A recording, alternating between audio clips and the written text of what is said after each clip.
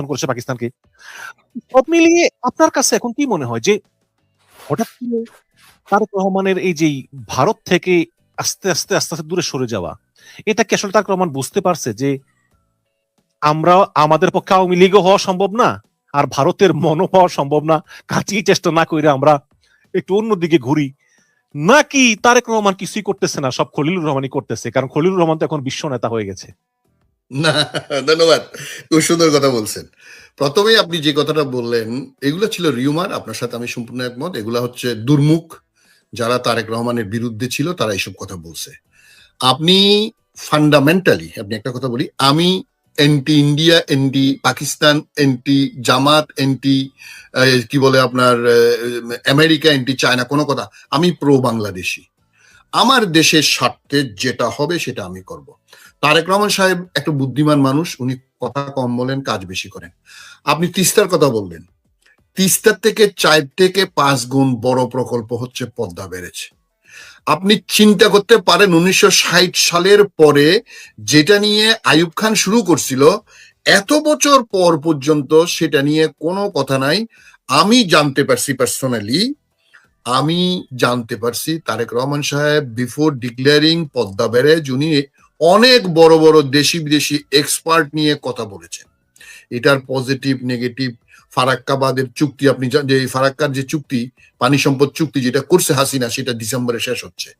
এখন ভারতের মুখের দিকে না তাকাইয়া উনি এক্সপার্টদের সাথে ডিসিশন নিয়ে, আপনি চিন্তা করতে পারেন যে 35,000 কোটি প্লাস 15,000, 50,000 কোটির বাজেট উনি ডিক্লেয়ার করছে, এবং এই বাজেটে আপনার পদ্মা ব্যারেজের জন্য টাকা বরাদ্দ করা অলরেডি হয়ে গেছে। অনেকে কলাম লিখে যে পদ্মা ব্যারেজে নাকি কোনো উপকার হবে না, টাকাটা নষ্ট হবে, না, এটা শুনেন, উপকারিতা অপকারিতা আছে, আপনি সেটা আরেকদিন বললে আমি সেটা বলবো। অবশ্যই কিছু উপকারিতা অপকারিতা আছে, বাট আমার মেরুদণ্ড সোজা রেখে আমি 50 বছর ধরে ফারাক্কার পানি পাবো না, আমি ভারতের হেজিমনিক অ্যাটিটিউডের দিকে নতজানু করে থাকবো, সেটা জিয়াউর রহমান এবং বেগম খালেদা জিয়ার ছেলে হতে দিবে বলে আমি মনে করি না, এবং এটার প্রমাণ আমরা আজকে দেখতেছি। আমি স্যালিউট জানাই জনাব তারেক রহমানকে। তিস্তা ব্যারেজ হচ্ছে প্লাস মাইনাস আপনার 15,000 কোটি টাকার প্রজেক্ট, বা 1 বিলিয়ন প্লাস মাইনাস, আর এইটা হচ্ছে 4 থেকে 5 বিলিয়ন ডলারের প্রজেক্ট। আপনি কি মনে করেন? এবং উনি ডিক্লেয়ার করছে কেউ যদি টাকা না দেয় আমার দেশের সম্পদ থেকে আমি এই ব্যারেজ করব, এবং অলরেডি 3 দিন পরে তো আপনার বাজেট আসবে, আশা করি সেই বাজেটে বরাদ্দ হবে। আর আপনি যে কথাটা বললেন, আমি তো ভারতের সাথে শত্রুতা চাই না ভাই। আমি ভারতকে বলবো তুমি জনসংখ্যার 1 নম্বর দেশ, আমি পৃথিবীর 7 নম্বর দেশ। আচ্ছা, আমার সাথে আমার জনাব আবিদিন, যদি আমরা একটু মানে বুঝি, দর্শকদেরকে বলেন, পদ্মা মানে পদ্মা ব্যারেজ কি এরকম যে ভারত যেহেতু উজানে একটা বাদ দিয়েছে, আমরাও ভাটিতে আরেকটা বাদ দিলাম, তাইলে ওই যে ভারত যখন দেখা গেছে যে বন্যা হইলে বাদ ছেড়ে দিব, তখন আমরা বাদ আটকে দিব, তাহলে আমাদের দেশের বন্যায় প্লাবিত হবে না, এরকম একটা মানে ওদের বাদের পাশাপাশি আমাদের একটা বাদ, মুখোমুখি আমাদের একটা বাদ, এরকম। ইরান, সিরিয়া, তুরস্কের একটা ছোট একটা কুর্দিস্তান, এটা ওরা স্বাধীন করতে চাইছিল, তো সেখানে অনেক যুদ্ধ হয়েছিল। কিন্তু এই বুদ্ধিমান এরদোগান সাহেব, তাকে ইন্টেলিজেন্স করে কুর্দিশ বাবা, তার্কিশ মা তার একটা, আপনি দেখেন কুর্দিরা কিন্তু অনেক এখন শান্ত, আগের মতো নাই, এবং তাকে অত্যন্ত বুদ্ধিমানের সাথে কাজে লাগিয়ে আজকে এই পজিশনে আছে। এই কুর্দি বাবার ছেলে এখন he is poised to become the next president of Turkiye, এটা বলা হচ্ছে, এবং এটা আমি তার ইতিহাস যতদূর জানলাম। এবং আমাদের দেশে আসার পরে আপনি যে বললেন, তাকে আমাদের পররাষ্ট্রমন্ত্রী বা state minister for foreign affairs এবং অ্যাডভাইজার সবাই গিয়ে তাকে, মানে এইরকম সম্মান আমি কিন্তু খুব কমই দেখি। দিতে হবে, তাকে সম্মান দিতে হবে, সে সম্মানের লোক। আপনি জানেন যে এই কথাটার সাথে জাতিসংঘের প্রেসিডেন্ট আমাদের ডক্টর খলিলুর রহমান হলেন, এটাও আমি একটু বলতে চাই।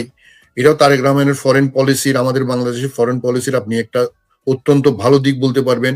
যুক্তরাষ্ট্র, চায়না এবং রাশিয়া, এই যে ভারতের বন্ধু, সবচেয়ে বড় বন্ধু রাশিয়া মনে করেন, আপনি দেখেন আমাদের এই পররাষ্ট্রমন্ত্রী এই মুহূর্তে কিন্তু রাশিয়ায় আছেন এখন, এবং আপনি জানেন গতকাল তাকে যে মানে হার্টফেল্ট সংবর্ধনা এবং তার যেসব ওয়ার্ড আমি এই আপনার লেব্রভের শুনলাম, আমার কাছে অভিভূত আমি হয়ে গেছি, আমার কাছে ভালো লাগছে এই জন্য যে পৃথিবীর 3 মহাশক্তিধর দেশ আমাদের ফরেন পলিসির পক্ষে আছে, আমাদের সাথে আছে। জনাব ভাই একটু যদি থামাই, একটা কথা না বলে পাচ্ছি না। সবচেয়ে ভালো লাগে কি জানেন, যে আমরা যা খুশি তাই করতে পারতেছি স্বাধীন দেশ হিসাবে। আমাদের রাশিয়া যাচ্ছি, চায়না যাচ্ছি, তুরস্কে যাচ্ছি, সৌদি আরব যাচ্ছি, পাকিস্তান যাচ্ছি। আপনার খেয়াল আছে যে শেখ হাসিনার শেষ সফরটা ছিল চায়না সফর। তখন পররাষ্ট্রমন্ত্রী হাসান মাহমুদ বলেছিল যে আমরা ভারতের অনুমতি নিয়েই চায়না যাচ্ছি।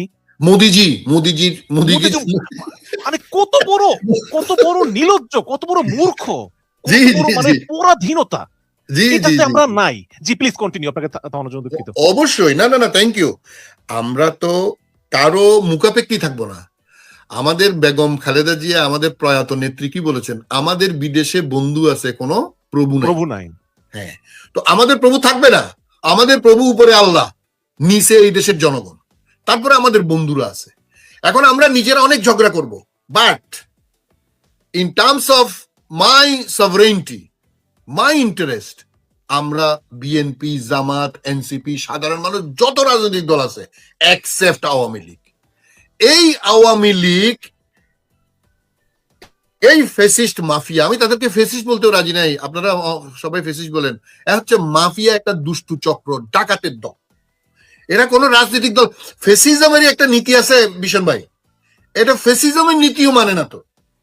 এরা হচ্ছে মাফিয়া, ডাকাতের দল। এই দেখেন, তারা বলে যে তারা নাকি স্বাধীনতার পক্ষের দেশ। স্বাধীনতা আমাদের মাথার উপর, ঠিক আছে, চেতনা আমরা বিক্রি করি না, কিন্তু অবশ্যই মুক্তিযুদ্ধকে আমরা মাথার উপর রাখি। কিন্তু এইটা বিক্রি করে আমার পুরো দেশটাকে ভারতের কাছে ইজারা দেওয়া, এটা আপনি বললেন মাহমুদ হাসান, আমার এখনো মনে আছে, we talk with Modiji, Hasan Mahmud, sorry Hasan Mahmud নামও মনে থাকে না শয়তান গুলার, যে we talk to Modiji that our prime minister is going to visit China. কেন তুই মোদিজিকে বলবি কেন? মোদিজি কি তোর কি?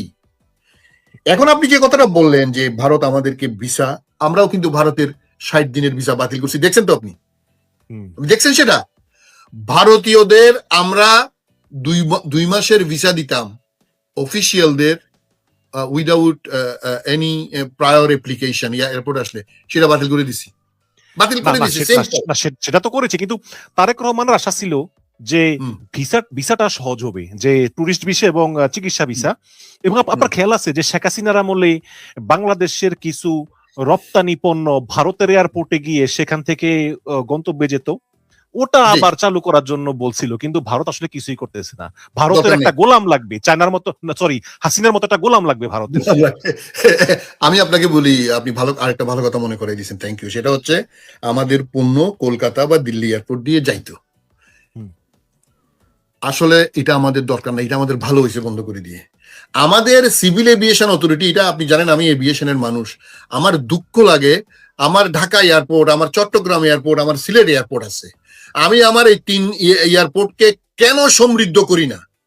আমার পণ্য কেন ঢাকা থেকে গেলে আপনার বেশি দামে হবে কলকাতা দিল্লি থেকে, সরি বেশি হবে কলকাতা থেকে কম হবে? কি কারণ?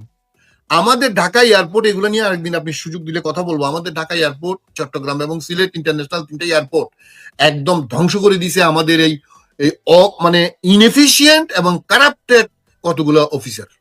এবং ঢাকা তো ধরেন কোনো মতো চলে, চট্টগ্রাম এবং সিলেটকে অগজ করে রাখছে, এখানে কোনো ইন্টারন্যাশনাল ফ্লাইট নামতে দেয় না, কোনো কার্গো প্লেন নামতে দেয় না। এগুলো নিয়ে আমাদের এই সরকার কি করবে আমি জানি না, কারণ এই এয়ারফোর্স থেকে কতগুলো ডাম্পিং অফিসার আইনে এখানে বসায়, কদিন পরে করাপশন করে চলে যায়। এই যে আমি কলকাতা কেন যাবো, আপনি আমাকে বলেন, কেন কলকাতা সস্তা হবে আমার থেকে? আপনি আমার পণ্য আমি ঢাকা থেকে, চট্টগ্রাম থেকে, সিলেট থেকে পাঠাবো, আমার 3টা ইন্টারন্যাশনাল এয়ারপোর্ট আছে, এই এয়ারপোর্ট গুলোকে আমি সমৃদ্ধ কেন করি না? আমি কার্গো ভিলেজ কেন বানাই না? আমি কেন এত বেশি চার্জ করব?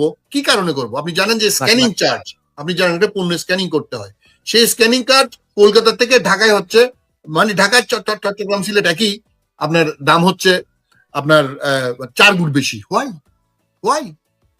এবং এটা একমাত্র বিমান করে এবং সিভিল এভিয়েশন করে, অন্য প্রাইভেট কাউকে করতে দেয় না।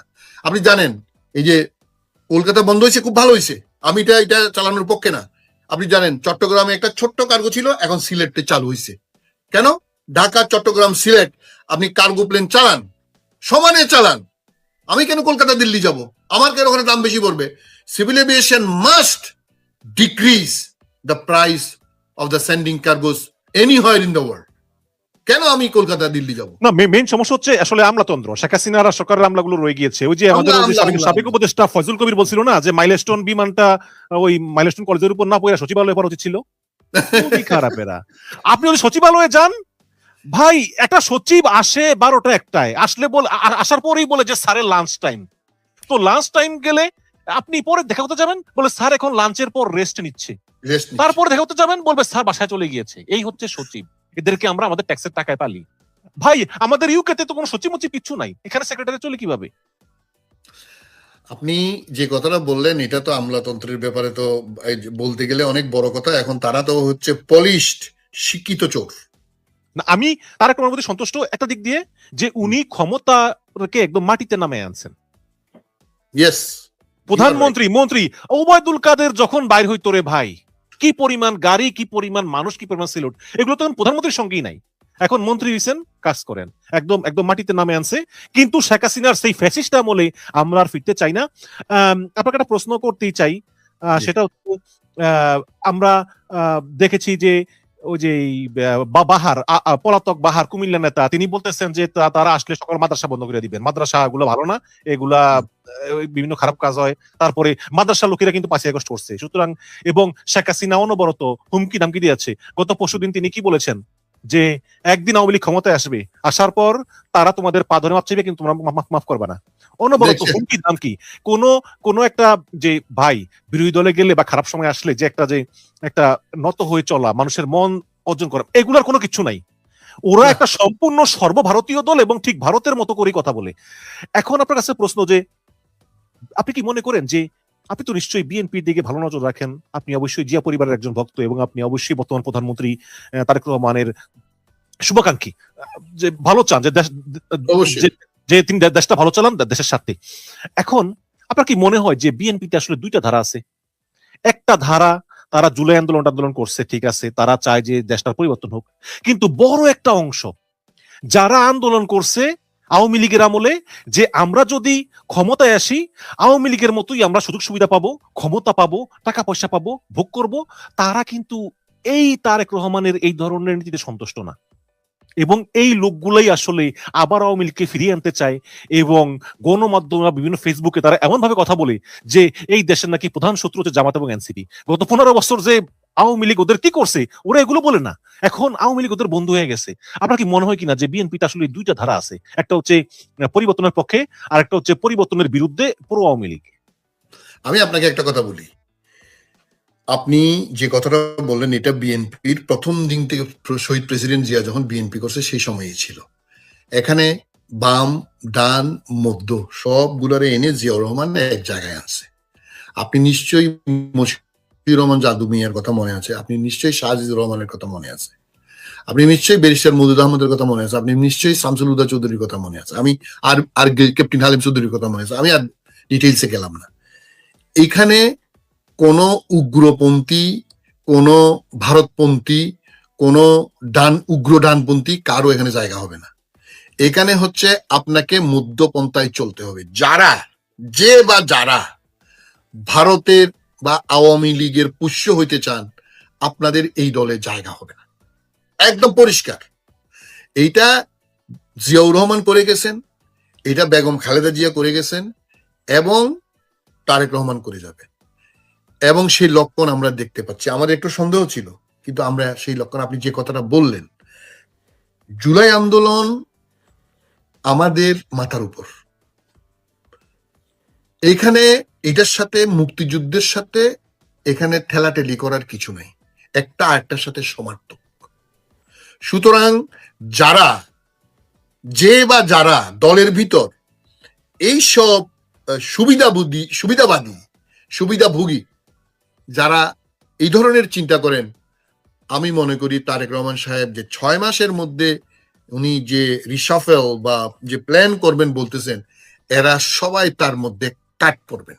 অপেক্ষা করেন, 1 নম্বর। 2 নম্বর হচ্ছে, আপনি যেহেতু মন্ত্রীদের কথা বললেন, আমি নাম উল্লেখ না করে 2-1 ছোট মন্ত্রীর কথা বলি। বলে যে ভাই মন্ত্রী না হলে তো ভালো, কেন? কয় ভাই ঘুম টুম যাইতে পারি না। কি সমস্যা কি? কয় ভাই প্রধানমন্ত্রী 9টার আগে আসে, আমাদের রাতের 1টা 2টা পর্যন্ত কাজ করতে হয়, এবং সকাল 7টায় উঠে নাস্তা করি কি না করি দৌড়াইতে হয়। তো দৌড়ান কেন? ঘুম থেকে তাড়াতাড়ি কেমনি উঠবো? 1টার আগে 2টার আগে তো বাসায় যাইতে পারি না। তো এতক্ষণ কি করেন? ওই ভাই যে কাজ, আর যদি তদবির যদি প্রধানমন্ত্রীর কানে যদি যায় যে আমার এখানে তদবির বাজ কেউ আসছে, তাহলে তো আরো মহাবিপদ। ওই এখন তো মানে আপনি জানেন মন্ত্রীদের কিন্তু ঘুম হারাম করে ফেলছে তারেক রহমান সাহেব, আমাদের প্রধানমন্ত্রী। তো আপনাকে এই জন্য বলতেছি, যারা এখানে রাজনৈতিক প্রতিপক্ষ থাকবে, শত্রু হবে কেন? জামাত বিরোধী দল, বিরোধী দল সমালোচনা করবে, সমালোচনার জবাব হবে। এনসিপি বিরোধী দল জবাব হয়ে তারা আওয়ামী লীগের মতো আমার শত্রু হবে কেন? আওয়ামী লীগ তো দেশ বিরোধী ভারতের দালাল ছিল, এ তো ভারতের প্রেসক্রিপশনে চলতো। তো সুতরাং জামাতকেও বলবো, আপনারা বিরোধীদের খাতিরে বিরোধিতা করবেন না। আপনারা ছায়া মন্ত্রিসভা করছেন বলে শুনছি, ভেরি গুড। আপনারা মেথডিক্যালি সমালোচনা করেন, সরকারকে ধরেন। এদের বেশিরভাগ এমপি অযোগ্য, অদক্ষ। ভাই ভাই মনে করেন যে আমি সৎ কিন্তু আমি অযোগ্য, আমাকে আপনি কি করবেন বলেন? Exactly exactly. আপনি জামাতের আচ্ছা এনসিপি বলাবেন অনেক ভালো, জামাতের এগুলো এই যে আমির হামজা আমি বলে যে 9 লক্ষ কোটি টাকা বাজেট, এটা বেশি হয়ে গেছে, 6,000 কোটি টাকা হইলে মানে ভালো হইতো। আমি আমি দেখছি। তারপরে আরেকটা আছে সালাউদ্দিন আইয়ুবী, ওই যে সাবেক ছাত্র সংসদ সভাপতি, তো কোথায় বলতে পারে না। ছাত্র শিবিরের সভাপতি। আমি বলি আপনার ওই এলাকায় জামাত ইসলামের যে আমির আছে ওদেরকে মনোনয়ন দিয়ে দিছে, আর পাবলিক জামাত ইসলামের ভোট দিছে। এই কারণে এমন কিছু লোক তারা এমপি হইছে, এরা সৎ, বাট এদের দক্ষতা যোগ্যতা কিচ্ছু নাই। এই আপনি বললেন, আমি একটু দুজন মন্ত্রীর কথা বলি, সেটা হচ্ছে কি আমির খসরু মাহমুদ চৌধুরী এবং সালাউদ্দিন আহমেদ। এই দুজনকে আমি সবসময় সন্দেহের চোখে দেখি। ভাই ইসলামী ব্যাংক নিয়ে আপনার অনেক অভিযোগ আছে যে জামাতের লোকেরা ইসলামী ব্যাংকের কাছ থেকে টাকা পয়সা নেয়। আপনি জানেন যে হাসিনা পলায়নের পরে আসালামের কাছ থেকে ব্যাংক মুক্ত হয়ে জামাত ইসলামের কাছে আবার গেছিল, এবং সেখানে জামাত ইসলাম বলতেছিল আর কি যে যারা ইসলামী ব্যাংকে কাজ করে তাদের যে মাসে মাসে চাঁদা দেওয়া লাগবে আর কি, যে জামাত ইসলামের ফান্ড, এরকম চাঁদা বিভিন্ন ভাবে নিছে। এটা সত্য কথা।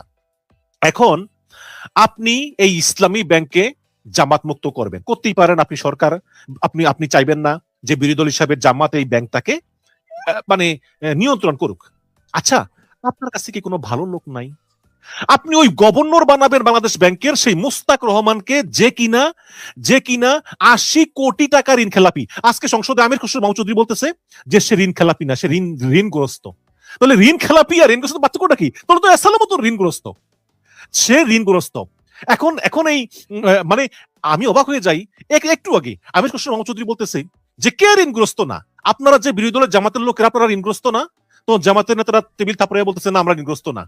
তখন তারেক রহমান বলতেছে এক একটা জমিদার, তারেক রহমান নিজে বলতেছে জামাতের এদিকে এক একটা সব জমিদার।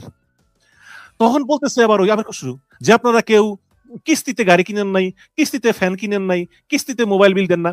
ভাই কিসের সঙ্গে কি তুলনা? ওর 80 কোটি টাকা ওর ঋণ খেলাপি, ওর সঙ্গে আপনার ওই মোবাইল ফোনের কিস্তি তুলনা করে, এই হচ্ছে আমির খসরু মাহমুদ চৌধুরী। আচ্ছা ঠিক আছে, ইসলামী ব্যাংকে আপনি সেই ফ্যাসিস্ট আমলের বিতাড়িত লোক খুরশিদ আলমকে আপনি কেন নিয়োগ দিলেন? আপনি বলেন তো? এই কারণে আপনার এই ইসলামী ব্যাংক থেকে আপনি অবশ্যই জানেন যে 7,500 কোটি টাকা মানুষ উঠে নিয়ে গেছে, এবং বাংলাদেশ ব্যাংক থেকে আজকে ইসলামী ব্যাংক 10,000 কোটি টাকা চাইছে। যেই ব্যাংকের উদ্বৃত্ত ছিল, তারা এই খুরশিদ আলমের নিয়োগের কারণে পাবলিক রাগ হইয়া বা ভীত হয়ে টাকা উঠিয়ে নিচ্ছে। এখন 10,000 কোটি টাকা চাচ্ছে বাংলাদেশ ব্যাংকের কাছ থেকে। তাহলে এই যে আমির খসরু মাহমুদ চৌধুরী, এই যে সালাউদ্দিন আহমেদ বলতেছে যে সে কি বল সালাউদ্দিন আহমেদ যে মির্জা ফখরুল ইসলামও ইসলাম না, ইসলামী ব্যাংকও ইসলাম না। মানে এই যে দুইজন মন্ত্রীর কথাবার্তা, এবং আমার মতে তারা স্পষ্ট এই ইকোনমিক খাতটাকে আবারও এসলামের হাতে তুলে দিতে চায়। এই দুজনকে আমার গুরুতর সন্দেহ আছে। আপনি কি মনে করেন কিনা যে তারেক রহমান এটাকে ট্যাকেল দিতে সক্ষম? কারণ সবকিছুর উপরে কিন্তু অর্থনীতি। জোনাল ভাই, এটা যদি ভাত থাকে তাহলে কিছু ভালো লাগে। আপনার কি মনে হয়? রাইট। আমি আপনাকে বলি, এই প্রথমে যে দুজন নিয়োগের কথা বলছেন, আমি আমার ব্যক্তিগত প্ল্যাটফর্মে অত্যন্ত, বিশেষ করে গভর্নর যখন নিয়োগ হয়েছে, আমি ভেহিমেন্টলি অপোজ করছি। অত্যন্ত সিরিয়াসলি অপোজ করছি। যদিও আমি আপনাকে বলতে আমার কোনো দ্বিধা নাই, একসময় উনি G9 আমাদের সাথে দুই একটা মিটিং এ উনি অ্যাটেন্ড করছে। কিন্তু আমি আমার আপনি যদি আমার সোশ্যাল মিডিয়া প্ল্যাটফর্মে দেখেন, আমি সিরিয়াসলি সরকারের তাকে কোনো অবস্থাতেই নিয়োগ দেওয়া এটা উচিত হয় নাই, এটা ভুল ভুল বলে আমি মনে করি। এক, তারপর একইভাবে খোরশেদ আলমকে নিয়োগ না দেওয়াই উচিত ছিল, কারণ খোরশেদ আলমের গায়েও যেহেতু আওয়ামী লীগের আমলে ডেপুটি গভর্নর ছিল। আপনি আপনি আপনি ব্যাংকে মুক্ত করবেন ভাই, যোগ্য লোকের অভাব আছে। আপনি ডক্টর দেবপ্রিয় বাবুকে দেন, না বা না, আপনাদের এমপি আছেন একজন, যোগ্য লোকের কোনো অভাব নেই। রেজা কিবরিয়াকে দেন, রেজা কিবরিয়াকে দেন। না, অনেক যোগ্য লোক। আচ্ছা, রেজা কিবরিয়া তো এমপি, সে তো সরকারি কর্মচারী দিতে পারবে না, বা আরো অনেকে আছে তো। অনেকে আছে, অনেকে আছে। আপনার কেন ওই খোরশেদকে দিতে হবে যে ফ্যাসিবাদের আমলে ব্যাংক? হ্যাঁ, এইটা সরকারের এই নিয়োগ, এই দুইটাই অত্যন্ত মানে অগ্রহণযোগ্য, এবং আমি সমালোচনা 100 বার করব এবং করছি। সেটা আমি আপনার সাথে এখানে দ্বিমত করার কিছু নাই। আমাদের দেশের যোগ্য লোকের কোনো অভাব নাই, বিশেষ করে ঢাকা চট্টগ্রাম বিশ্ববিদ্যালয়ের শিক্ষক বা বড় বড় চার্টার অ্যাকাউন্টেন্ট অনেক আছে, যাদেরকে আপনারা সবাই চিনি। আচ্ছা, এখন প্রশ্ন আসতেছে জামাতের। দেখেন, এই যে এস আলম এটারে ফোকলা করে দিছে, 80,000 কোটি টাকা শুধু এই ব্যাংক থেকে নিছে। তারপরে ওই যে আরো 5টা না 7টা ব্যাংক যে ইসলামিক গ্রুপ করছে আমাদের ইন্টারিম সরকার এর গভর্নর, ওইটার অবস্থা আরো খারাপ। ওই যে global Islamic bank, union bank, এগুলো মিলে একটা ব্যাংক করছে না, এটার অবস্থা আরো খারাপ। সম্মিলিত ইসলামী ব্যাংক, সম্মিলিত ইসলামী ব্যাংক, রাইট, সম্মিলিত ইসলামী ব্যাংক, মানে 5টা না 7টা ব্যাংক আছে। তো এই যে, এবং অনেক ব্যাংকের অবস্থা খারাপ। ওই দিন আমি একটা রিপোর্ট দেখলাম, বাংলাদেশের মানে প্রায় 50টা ব্যাংকের মধ্যে 40টার অবস্থায় একদম শেষ করে ফেলছে মনে করেন। সবগুলা কোনো মতে উঠতেছে। এখানে স্পেশালি ইসলামী ব্যাংকের প্রসঙ্গ যেহেতু আসছে, আমি আপনাকে একটা কথা বলি, সরকার এবং বিরোধী দল should be resilient. Islami bank Shahid president Ziaur Rahman 1978 থেকে শুরু করে উনার জীবদ্দশায় দেখে যেতে পারেন নাই, 1983 সালে এটা শুরু করছে। কিন্তু এইটার যে 16 জন যে উদ্যোক্তা ছিলেন বাংলাদেশি, 30% মালিক, 70% মালিক আপনি জানেন। সেই সময়ে ফুয়াদ আব্দুল হামিদ আল খতিব বাংলাদেশের সৌদি আরবের রাষ্ট্রদূতকে স্পেশালি সৌদি বাদশাহ খালেদ বলছিলেন যে প্রেসিডেন্ট জিয়া বাংলাদেশে ইসলামিক ব্যাংক করতে চায়। আমাদের সৌদি আরব, কুয়েত, বাহরাইন, কাতার, আমিরাতের বড় বড় ব্যাংক, আল রাজি, আবুধাবি ব্যাংক, সবাই ইনভেস্ট করছে, 70% মালিকানা তাদের ছিল। এবং এই ব্যাংক ছিল বাংলাদেশের সেরা ব্যাংক, এখনো সেরা ব্যাংক, যদিও ফোকলা করে ফেলছে এই এস আলম গ্রুপ নামে শয়তানের বাচ্চাগুলা, হাসিনার দালাল গুলা। এখন প্রশ্ন হচ্ছে, এই ব্যাংকটা ধীরে ধীরে ভালো হয়ে আসতেছে, এবং এখন চেয়ারম্যান এবং এমডি নিয়োগ নিয়ে জামাত ইসলামী তীব্র প্রতিবাদ করছে, এবং এটা আমি অ্যাকসেপ্ট করে নিলাম। কিন্তু এরপরে কিন্তু আছে, এরপরে আপনি কেন আপনার দেশের এই সেরা ব্যাংকটাকে আপনি আবার ফোকলা করতে চাচ্ছেন? ফোকলা বলতে আমি বলতে চাচ্ছি, আপনি প্রতিবাদ করছেন সেটাও ঠিক আছে, আপনি এখন টাকা উঠাচ্ছেন কেন? কি কারণে উঠাচ্ছেন? এটা কি আপনার ব্যক্তিগত, কি আপনার কোনো সমস্যা হয়েছে? এই যে নাবিল গ্রুপ নাকি, যার 20,000 কোটি টাকা যে এস আলমের এজেন্ট ছিল, যে জামাতের কর্মপরিষদের সদস্য বলা হচ্ছে, সে কি আপনার এখানে আপনাদের কি ইন্ধন যোগাচ্ছে? সে কি টাকা তো উঠেছে সাধারণ মানুষ, ভয় উঠাচ্ছে আর কি। না, আপনি যদি ভয়ে উঠান, সরকার টেক কেয়ার করবে, সরকার আপনার টাকা দিয়ে দিবে, কিন্তু ব্যাংকটা তো ফোকলা হয়ে যাবে। আপনি টাকা কোত্থেকে দিবেন? ছাপাইতে হবে। তো ছাপানো মানে কি? মুদ্রাস্ফীতি বাড়া। তো সরকারি দল ব্যাংক ফোকলা হয়ে যাবে, সেটা আমি বুঝবো, সরকার বুঝে না কেন? এই খুরশিদ এমন কি? সরকারেরও বোঝা উচিত, সরকারেরও বোঝা উচিত, বিরোধী দলেরও বোঝা উচিত। এবং সবচেয়ে বড় কথা হচ্ছে, মিশন ভাই আমি আপনাকে বলি, হাটাজারি চট্টগ্রামের আপনি জানেন, যেখানে হেফাজতে ইসলামী ব্যাংকের আসল পাওয়ার কোথায়, আমি আপনাকে দুই একটা কথা বলি, আপনি নিশ্চয়ই জানেন, তারপর আমি বলি। হেফাজতে ইসলামকে, আমি ব্রাঞ্চের নামটা বললাম না, কয়েকশো